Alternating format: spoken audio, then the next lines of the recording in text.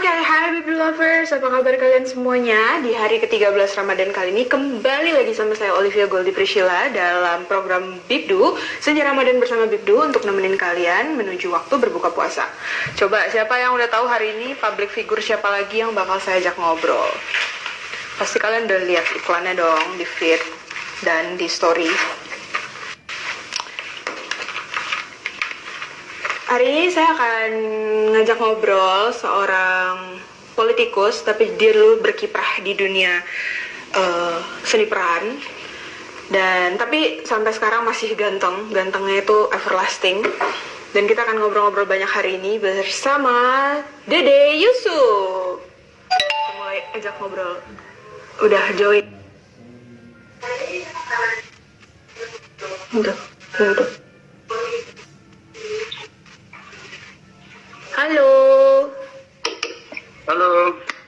Hai, assalamualaikum. Waalaikumsalam. Iya, aku manggilnya apa nih, Om? Apa Mas? Apa gimana? Ini soalnya dari zaman aku masih kecil nih udah nonton. Kebiasaannya Kang Dede. Kang Dede. Oke. Kang Dede mau nanya dulu nih, apa kabarnya? Ya, saya lagi ini nih, sambil setting nih masalah ini. Ya, silakan. Halo. Iya, lagi sibuk apa selama masa pandemi ini kan dimana diberlakukan PSBB dan kita harus work from home gitu. Jadi sekarang kesibukannya apa nih di rumah aja? Ya, sekarang sibuknya setiap hari kegiatan. Lalu kemudian kita dapat tugas untuk menggerakkan tim kita, terutama di daerah pemilihan untuk pembagian sembako, bantuan-bantuan. Kalau rapat-rapat di DPR masih, tapi yang paling banyak sekarang ini adalah ngurusin organisasi, beberapa organisasi yang saya tangani. Ada Kuartir Nasional Pramuka, lalu ada Gerakan Pramuka di Jawa Barat, yang semua sekarang kondisi jadi terpending kemana-mana, jadi kita harus lakukan ini, itu, terus bagaimana memaintain organisasi. Sisanya olahraga di rumah, bikin TikTok. Oh, bikin TikTok.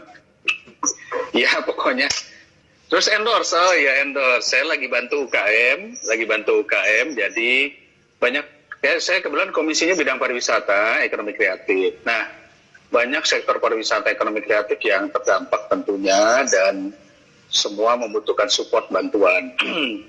Saya membuat selama pandemi ini endorse gratis, jadi kawan-kawan yang mau di-endorse, promo, produk-produk UKM-nya, silakan kirim ke saya, terus saya endorse. Jadi hampir tiap hari ternyata banyak banget yang kirim. Jadi bingung, banyak banget yang perlu dipromosin.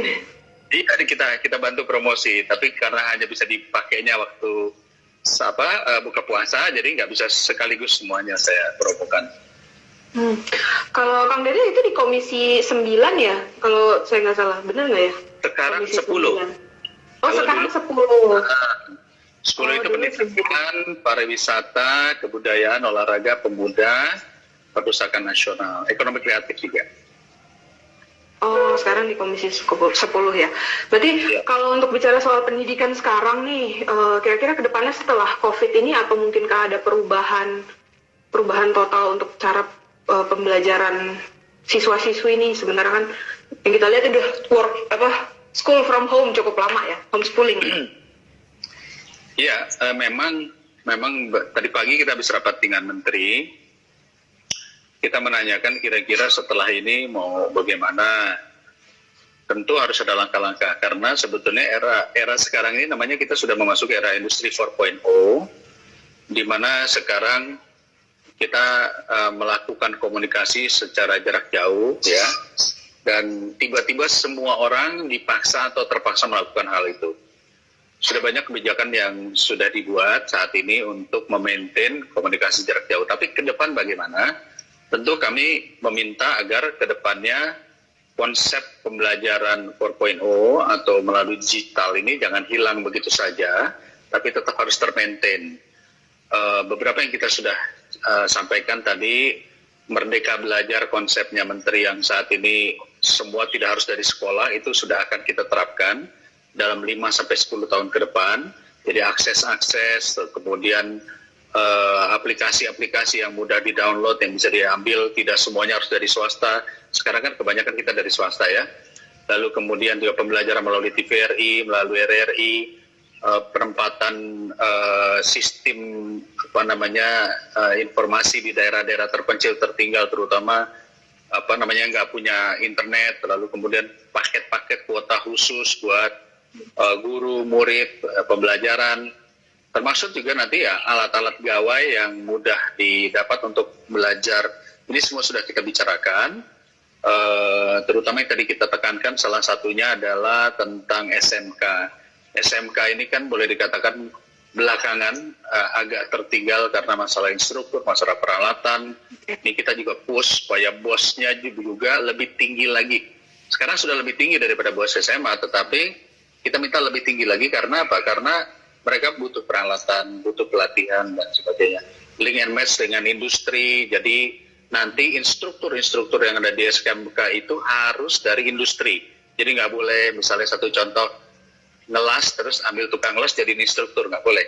Dia harus dari sektor industri, dia mengajarkan las. Karena apa? Banyak sertifikat dari SMK itu nggak diakui oleh dunia usaha, dunia industri. Ada beberapa cukup panjang, tetapi poinnya adalah kita menginginkan ada blueprint supaya setelah pandemi ini ada kesinambungan. Jadi belajar tidak harus dari sekolah, tapi ada metode-metode belajar yang perlu kita sampaikan. Ya. Ya, apa mungkin nanti ke depannya bakalan dibuka pendaftaran sekolah online? Kalau sekarang kan yang kuliah online kan udah yang kayak universitas terbuka gitu. Mungkinkah sekolah SD, SMP, SMA akan diberlakukan seperti itu juga? Akan diberlakukan seperti itu, ya. Tetapi sekali lagi banyak orang tua yang merasa kalau nggak datang langsung itu takut katanya nggak keurus. Jadi memang transparansi harus lebih diutamakan, lebih dibuka, jarak waktu pendaftaran pun juga lebih lama sehingga tidak terjadi berbondong-bondong orang datang untuk melakukan tatap muka. Saat ini tatap muka tentu kita hindari, kalaupun harus ada ya hanya beberapa orang saja yang bisa bertemu dalam sekian waktu. Jadi nggak dibuka bleng gitu ya. Tetapi sekali lagi transparansi, kecurigaan orang tua itu kan transparansi. Jangan-jangan yang diterima hanya keluarganya kepala sekolah, hanya orang-orang tertentu. Nah, itu harus dibuka sejak awal. Gitu. Oke, kita sambil lihat pertanyaan dari Big Lovers juga ya, Kang Dede. Ini ada beberapa yang udah nanya juga nih terkait, sebentar, akan ada penyesuaian program sesuai perkembangan. Tadi udah dijawab ya, masalah pendidikan.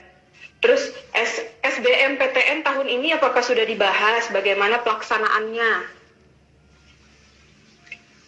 SMBPTN ya, memang baru dimulai dan saat ini sedang berjalan, belum ada masalah terutama yang lagi ramai ini adalah pembayaran SPP, terus skripsi yang pending, dan ini memang sedang kita bicarakan, terutama masalah discount rate ya, terutama buat SPP, uang semester, skripsi yang terpending, yang mereka tidak bisa melakukan penelitian, apakah mungkin diundur, ini sudah kita bicarakan dan sedang dikaji oleh pihak Kemendikbud. Ya, kalau pendaftaran by online saat ini berjalan terus kok. Bahkan kita juga sudah minta penilaian pendaftaran itu jika tidak ada raport terakhir maka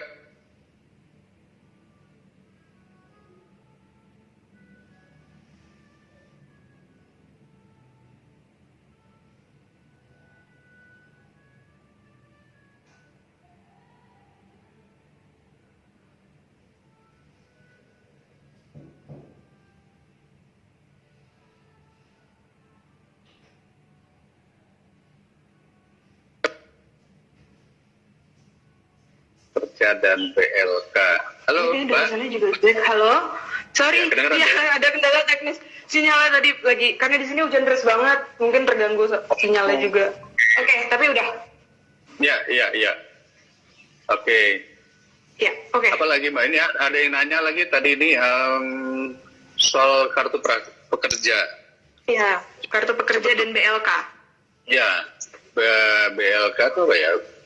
Balai Latihan Kerja maksudnya atau apa, saya juga nggak ya. Tapi begini, jujur kartu prakerja itu bagus jika dilakukan bukan pada saat pandemi ini. Saat ini kita mendapat data ada 2 juta pekerja yang dirumahkan. Jadi kartu prakerja itu dulu buat pengangguran. Kalau sekarang tiba-tiba kita ada tambahan 2 juta orang lagi yang dirumahkan dan tidak berpenghasilan. Dan kita mengusulkan kartu prakerja itu diganti menjadi kartu kompensasi kerja buat mereka yang ter-PHK atau dirumahkan. Jadi bukan pelatihan, karena kalau pelatihan kami juga sudah protes berkali-kali. Kalau pelatihan kan sistemnya online, dan yang mendapatkan online ini hanya perusahaan-perusahaan besar. Ya, saya nggak sebutkan di sini lah, tapi kawan-kawan pasti sudah membaca semua. Hari begini nih, siapa yang mau mendapatkan pelatihan bikin PMP? Banyak di YouTube. Apalagi kemudian yang pelatihnya bukan orang-orang yang bersertifikasi dunia industri. Jadi yang tadi saya cerita, misalnya ingin menjadi seorang wartawan, mestinya kan yang memberikan sertifikat adalah Persatuan Wartawan atau jurnalisme sebagainya. Ini malah dirut perusahaan, kan yang sebenarnya nggak matching gitu ya. Dan transparansinya juga kita tanyakan. Jadi kita lagi desak Menteri Keuangan, saat ini akan dievaluasi. Kalau ternyata karena yang dikejar oleh masyarakat itu sekarang kartu prakerja itu 600.000 per bulan selama 4 bulan ke depan. Tapi di beberapa daerah untuk mendapatkan 600.000 itu dia harus buka rekening, harus pergi naik ojek atau naik apapun, terutama yang agak jauh-jauh. Itu ternyata kosnya bisa mencapai 200.000 bolak-balik. Jadi artinya dia dapat 600.000 tapi sudah terdebet 200.000, belum buka rekening juga harus minimal berapa gitu ya. Jadi kita lagi upayakan agar kompensasi kerja direct sesuai data, jadi nggak perlu ngambil uang tapi langsung tertransfer kepada mereka yang kena kompensasi kerja. Nah ini sedang dievaluasi, mudah-mudahan karena nilainya cukup besar itu Mbak, hampir 20 triliun. Ya jadi saya pikir harus kita perhatikan baik-baik. Ini saya ada yang menarik. Ya, silakan. Bolehkah jelaskan strategi apa yang sudah dipersiapkan pemerintah setelah pandemi ini selesai untuk mengembalikan kondisi ekonomi menjadi normal? Ya, memang sebenarnya ini bukan domain saya, karena domain saya di pendidikan ya, tetapi saya dengar rame-ramenya. Jadi begini, pemerintah mestinya saat ini fokus kepada Perpu Corona. Perpu Corona ini realokasi anggaran 405 triliun, yang fungsinya untuk satu ketahanan sosial, kesehatan masyarakat, 100 triliun digunakan untuk kesehatan, rumah sakit dan sebagainya, lalu 200 sekian triliun digunakan untuk mendorong UKM, sektor UKM, termasuk yang kartu prakerja itu, lalu kemudian bantuan-bantuan relaksasi seperti listrik, jadi mengurangi beban listrik, mengurangi beban BBM yang belum ya, yang kami minta masih BBM diturunkan. Terus kemudian pajak, karena selama ini banyak rumah-rumah usaha atau industri yang pajaknya masih tinggi. Kita minta terus dikurang-kurangin. Memang saat ini yang dibutuhkan masyarakat adalah sembako, cash, ya, ketahanan harga-harga jangan sampai melonjak, apalagi menjelang Lebaran. Nah, tetapi kita juga tidak setuju kalau sebagian dari DPR memaksa undang-undang omnibus law ini.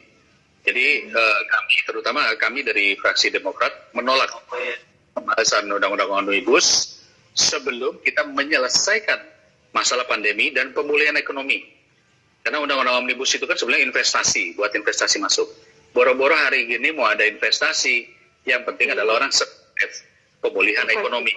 Pemulihan ekonomi akan berlangsung selama 1 tahun. Jadi dalam 1 tahun ke depan, kita harus dorong agar alokasi anggaran didorong kepada sektor-sektor kredit yang sederhana saja. Relaksasi kredit ya. Saya dengar waktu itu pemerintah mengatakan katanya kredit motor, cicilan motor ditangguhkan. Tapi ternyata masih banyak laporan ke kami belum ditangguhkan. Jadi masih dikejar-kejar. Pajak demikian juga masih dikejar-kejar. Jadi memang kita mengejar janji pemerintah untuk melakukan secepatnya, karena masalah kredit ya, cicilan tapi nggak ada penghasilan ini berat juga. Kedua juga sektor UKM harus didorong pada saat pemulihan itu gampang mendapatkan kredit. Saat ini sangat sulit sekali mendapatkan kredit. Iya. Sektor UKM ini misalnya dia mau jualan cilok, batagor, butuh modal 20 sampai 50 juta. Minjem ke bank sulitnya minta ampun. Ya, akhirnya minjemnya kemana? Minjemnya ke aplikasi. Fintech itu tuh yang namanya KTA gratis lah apa, tapi akhirnya terjerat. Saya sering banget dapat di media sosial SMS, Pak tolong saya bantuan ini, saya terjerat fintech, terjerat kredit tanpa agunan dan sebagainya. Akhirnya bebannya menjadi sangat besar, rentenir lah ya. Iya. Kita paksa ini agar pemerintah fokus kepada pemulihan ekonomi, pemulihan pangan. Pangan menjadi penting, Mbak. Selama ini bertahun-tahun kita selalu mengatakan atau kita melihat kenyataan impor pangan itu besar sekali, banyak. Nah, kondisi saat ini nggak ada yang impor, negara lain nggak ada yang impor. Jadi sudah saatnya kita harus punya ketahanan pangan. Beras kita, bawang kita, cabai kita, gula kita, garam kita, itu benar-benar harus serius. Jangan pemerintah berdalih kita tahan ketahanan pangan, tapi impor kita lebih daripada 60%. Jadi ini sudah harus mulai ya. Ini ada blessing in disguise-nya, jadi membuka juga mata industriawan, pengusaha, pemerintah agar kita fokus pada kekuatan kita dulu. Ya, sementara itu mampu juga ya. Ya. Oke, sekarang ngobrolin yang relax dulu. Yang tadi serius-serius ya, Bib Lovers, jangan pada tegang ya. Sekarang kita ngobrolin tentang Ramadan. Serius seputar Ramadan nih, bagaimana Kang Dede menjalani masa Ramadan saat pandemi seperti sekarang ini? Ya, alhamdulillah Mbak, nggak ada yang ngajak bukber Mbak. Iya benar. Jadi hemat juga ya, biasanya kan bukber setiap hari. Akhirnya penuh buat bukber. Biasanya itu hari pertama puasa keluarga, hari kedua di kantor, hari ketiga, 4, 5 dan seterusnya itu bukber bareng. Sekarang ya enggak. Tapi ya. Jadi banyak untuk keluarga juga ya waktunya. Wah, banyak endorse. Aduh. Jadi puasa ini lebih berat badannya naik atau turun nih jadinya nih? Saya nggak mau nimbang, jujur saya nggak mau nimbang. Nggak mau nimbang. Yang penting rajin olahraga aja. Karena begini, sebelum puasa kita di rumah terus ya. Konon katanya kawan-kawan kalau ketemu, kayaknya gemukan, saya jawab sama gitu ya. Nah, sekarang puasa ini tentu ya kita hanya berbuka saja secukupnya. Saya sahur nggak sahur, saya sahur hanya minum air putih saja gitu ya, tidur lagi. Sekaligus diet lah, sekaligus diet. Ini ada yang nanya, Om Dede masih rutin latihan taekwondo nggak? Ya, terima kasih. Sekarang saya tidak berlatih taekwondo karena saya khawatir uratnya sudah tidak seperti Iko Uwais lagi. Oh, udah pada kentut. Tapi saya lari, saya fitness, ya saya pokoknya yang penting sehat ya. Sehat buat saya penting saat ini. Kedua, ya stretching masih lah, stretching. Artinya saya nggak tiba-tiba saya lihat videonya Mike Tyson. Oh, dalam usia 53 tahun mukul masih kenceng kayak gitu, tertantang juga pengen bikin kayak begitu. Tetapi saya pikir janganlah, lagi puasa, nanti aja deh. Tapi Kang Dede ada makanan atau minuman favorit nggak sih selama bulan puasa yang ditunggu-tunggu? Wah, udah bulan puasa nih, pasti udah pikirannya makanan atau minuman tertentu gitu. Enggak, alhamdulillah saya hanya teh manis saja. Kopi, udah 2 itu aja. Jadi kalau buka puasa teh manis, nanti ya makan malamnya tambah kopi, air putih. Saya nggak kepikir misalnya, anak saya baru sakit karena setiap hari radang tenggorokan. Oh. Setiap hari dia pesan Gojek itu minuman yang bubble-bubblean lah, yang kopi dingin lah, yang apalah, yang tahu kan, yang itu yang ice coffee lah apa segala macam. Buka puasa pakai itu. Ya sakit, dan kita juga panik juga karena radang tenggorokan, kita kan takutnya kesana kemari ya. Jadi prinsipnya adalah buat kawan-kawan yang saat ini mengikuti, kalau bisa ya jangan sama SS lah selama bulan puasa, kita hindari dulu SS-an. Teddy. Oke, ini masih banyak yang nanya nih. Iya, sama. Masih ada beberapa juga yang nanya nih terkait masalah pendidikan. Contohnya nih, gimana cara mempertahankan mental terutama anak sekolah? Ada ide segarkah ya? Mungkin ya nggak bisa dipungkiri juga ada beberapa orang tua dan anak yang malah stres ya belajar dari rumah ya. Saya lihat di TV kemarin ada cerita tentang orang tua yang biasanya dia sehari-hari sebagai ibu rumah tangga, dia ngurus yang lainnya gitu ya. Tiba-tiba dia harus nemenin anak belajar dari pagi sampai siang dan seterusnya dengan berbagai kondisi. Tentu repot, tentu menambah stres dan akhirnya semuanya menjadi kebingungan ya, cara-caranya seperti apa, bagaimana. Tapi menurut saya ya ini adalah kondisi yang harus kita hadapi dulu sementara ini. Nah, sekarang bagaimana caranya menghadapi kondisi yang seperti ini terutama anak sekolah? Menurut saya simple. Saya lihat anak saya dulu ya. Anak saya tiba-tiba punya bakat-bakat baru. Yang satu memasak. Tiba-tiba dia hampir setiap hari masak ya dengan makanan yang aneh-aneh yang dia suka. Yang satu lagi dia membuat video blog. Ya, nanti dia bikin apa, lalu dia upload di YouTube dan sebagainya. Nah, ini artinya menemukan bakat baru. Yang selama ini mungkin kita sibuk dengan pelajaran sekolah, tiba-tiba sekarang punya banyak waktu di rumah, lalu menemukan bakat-bakat baru. Saya pun menemukan bakat baru, menggambar komik. Ya, bikin komik dan sebagainya. Jadi, manfaatkan momentum ini untuk menemukan bakat-bakat baru. Ya bebas ya, idenya apa aja silakan, bebas. Saya lihat ada teman-teman saya, teman-teman bela diri saya yang dulu mungkin udah sama-sama tua, udah nggak sama-sama latihan, sekarang tiba-tiba bikin kelas online dari video, dari Zoom, dari Instagram. Ada yang bikin kelas aerobik di Instagram live-nya. Saya pikir ini kan bakat baru, ya bakat yang nggak ada yang salah dengan itu. Jadi temukanlah bakat-bakat baru kita. Gitu. Oke, kita mau throwback dulu nih tentang catatan si Boy. Aku punya beberapa foto-foto zaman dulu yang Kang Dede sih. Tapi ini aku nggak tahu ini zamannya catatan si Boy atau bukan. Iya, ini tahun berapa nih kira-kira? Bisa diceritain dikit nggak ini? Ini tahun berapa? Ini jendela rumah kita tahun 88 kayaknya. 88, aku belum lahir. Kamu kan akhirnya 89 kalau nggak salah ya? 90 aku. Ini kalau yang ini udah catatan si Boy berarti. Ini catatan si Boy, ini 86. Jadi lebih dulu lagi. Hubungan baik dengan para pemeran catatan si Boy masih terjalin kah atau udah lost contact apa gimana? Kabarnya mereka sekarang gimana, Kang Dede? Oh, saya dengan Mas Didi Petet dekat ya, karena orang Bandung, dulu saya di Bandung kerjasama beberapa kali dengan beliau, almarhum. Dengan Merin Belina, juga almarhum, saya beberapa kali ketemu dalam produksi. Ogi Alexander saya nggak pernah ketemu lagi. Pak, saya pindah ke dalam ya, di sini hujan, berisik. Oh ya, oke. Sambil jalan ya. Oke. Berisik soalnya. Oke. Saya pindah ke dalam ini. Ya.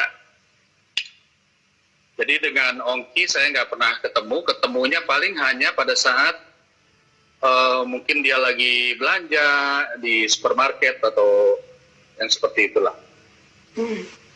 Oh, jadi nggak dengan semuanya ya, tapi masih ada beberapa pemain yang terjalin hubungan masih baik sampai sekarang.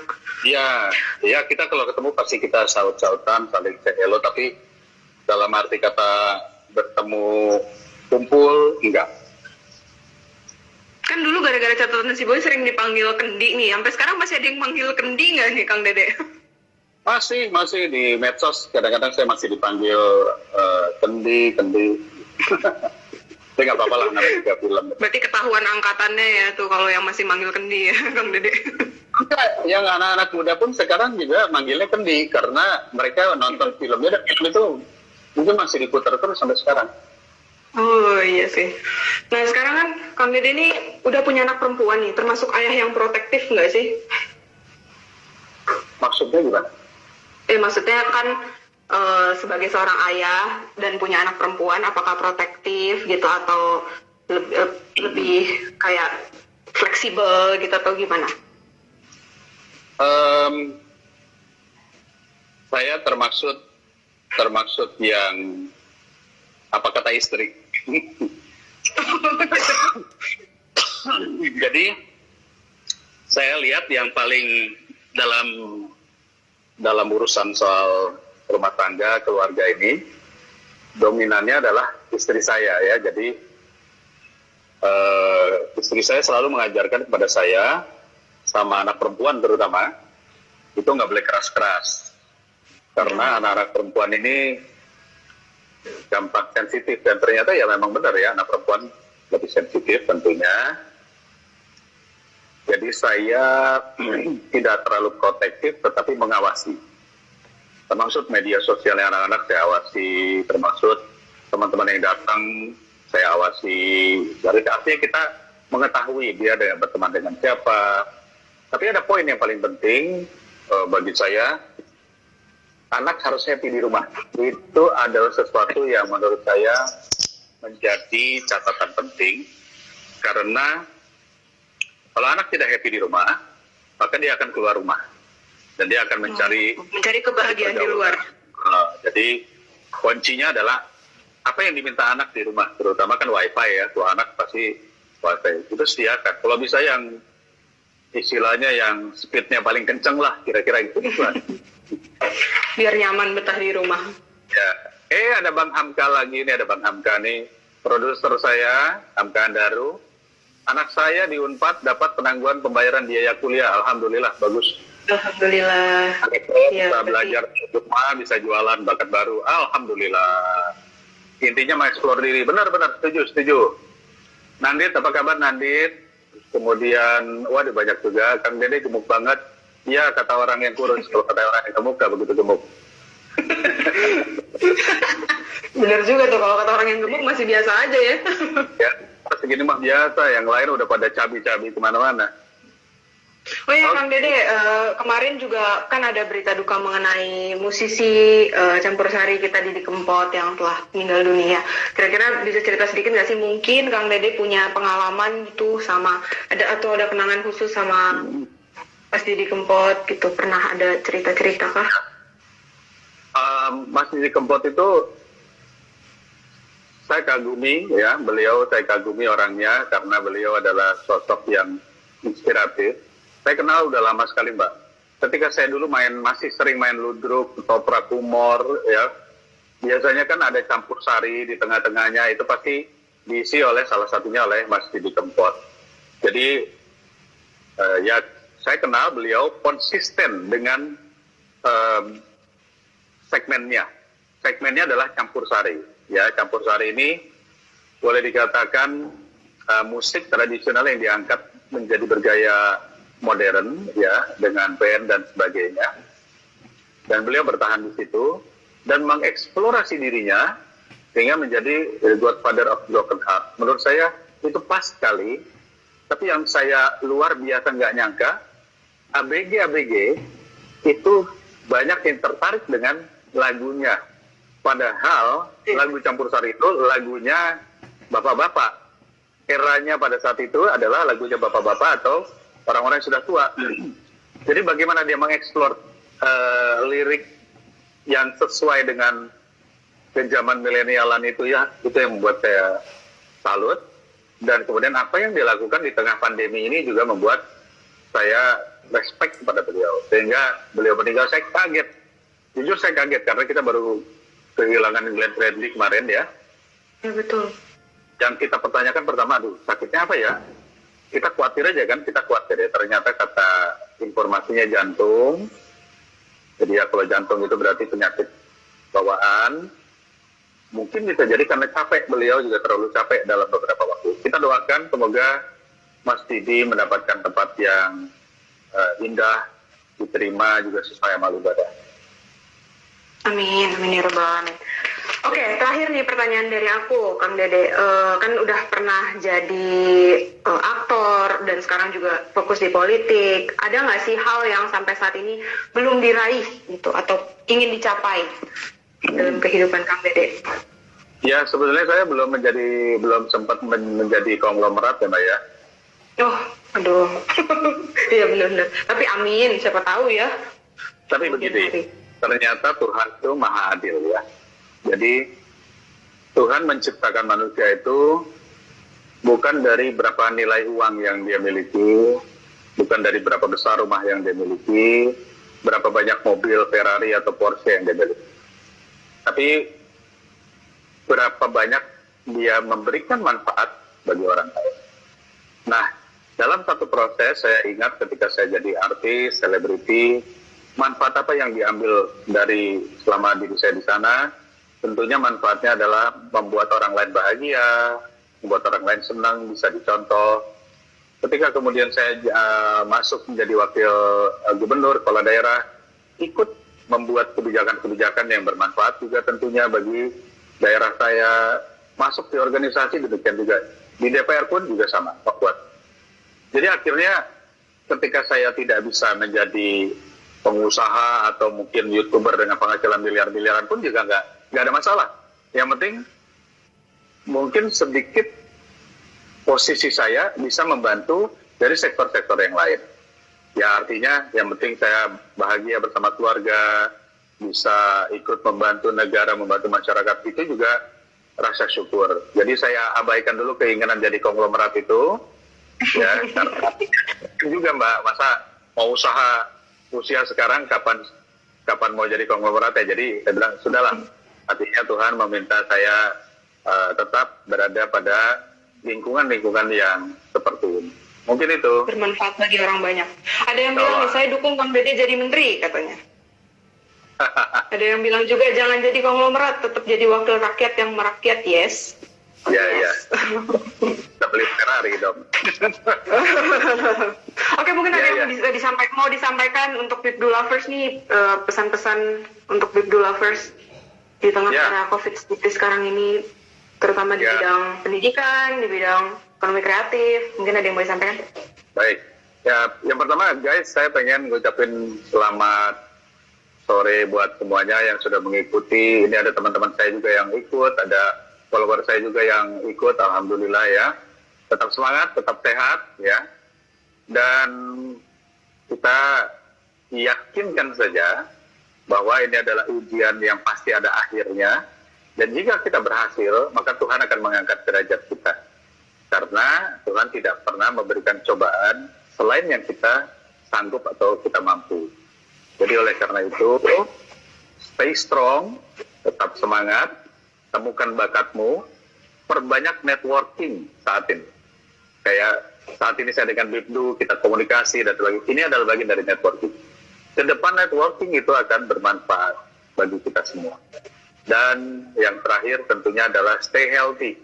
Tetap jaga kesehatan, jangan lakukan hal-hal yang bodoh di kemudian hari kita sesali nantinya ya. Termasuk ya jangan narkoba. Hari ini lagi pandemi masih narkoba, aduh jangan deh ya. Iya betul. Udah susah tambah susah. Betul. Jadi itu saran. Terus maksimalkan waktu yang kita punya juga untuk menata ulang diri kita. Saya lihat sebuah video tentang dunia, bumi kita atmosfernya membaik, lautan kita juga membaik, ya sungai-sungai, hutan-hutan membaik karena semua berhenti industri-industri berproduksi uap gas, CO2 dan sebagainya. Nah ini manfaatkan juga bagi diri kita, yaitu kesehatan. Manfaat yang dulu kita lupa, wah saya pengen begini, saya pengen, tapi kita nggak jalanin, sekaranglah saatnya. Jadi itu salam saya. Sekali lagi, selamat berpuasa dan juga nanti selamat berbuka. Makasih banyak Kang Dede untuk waktunya ngobrol-ngobrol bersama dengan Bibdu di program Senja Ramadan. Semoga besok-besok bisa ketemu lagi di lain kesempatan untuk ngobrol bareng lagi ya. Jangan kapok ngobrol sama aku. Terima kasih banyak. Assalamualaikum. Waalaikumsalam. Terima kasih. Salam semuanya. Oke, Bib Lovers, itu tadi ngobrol-ngobrol kita selama 30 menit bersama Kang Dede Yusuf, inspiring words, inspiring conversation. Semoga bisa menjadi pamit undur diri dulu, tapi tenang aja, besok aku masih akan nemenin kalian lagi dalam program Senja Ramadan bersama Bibdu. Tapi sebelum kita ketemu lagi besok, jangan lupa untuk cek website kita di www.bibdu.com dan subscribe YouTube kita Bibdu, like fanpage kita di Facebook Bibdu, dan follow Instagram ini @bibdu.com. Oke, atau yang mau add saya juga boleh. Oke, I have to say goodbye for now. Bye.